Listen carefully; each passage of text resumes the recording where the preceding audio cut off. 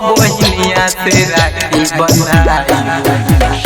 माई रे पैसा दे बहिन लगे जाइबो हमें बहिनिया से राखी बंधाइबो माई रे पैसा दे बहिन लगे जाइबो हमें बहिनिया से राखी बंधाई के करी टीका मन बाटे फीका कदे न कुछ उपाय रे माई रे पैसा दे बहिन लगे जाइबो हमें बहिनिया से राखी बंधाई माई रे पैसा दे बहिन लगे जाई हमें बहिनिया से राखी बंधाइबो हमें बहिनिया से राखी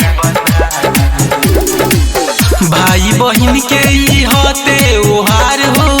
बहिन हम राखी लेके करी इंतजार हो भाई बहिन के ई होते ओहार हो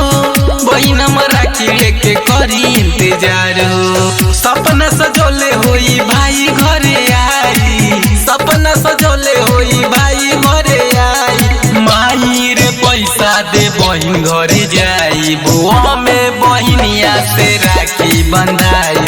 माई रे पैसा दे बहिन घरे जाई हमें बहिनिया से राखी बंधाइबो हमें बहिनिया से राखी बंधाई राखी बिना सुना हवे कलाई बहिन हम रखले होई मिठाई राखी बिना सुना हवे कलाई बहिन हम रखले होई मिठाई सर सवारी नहीं पैदले निकले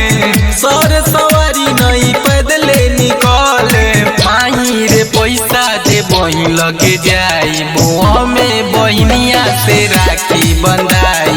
माई रे पैसा दे बहिन लगे जाई हमें बहिनिया से राखी बंधाई। रितो फिल्म्स रिकॉर्डिंग स्टूडियो दिल्ली।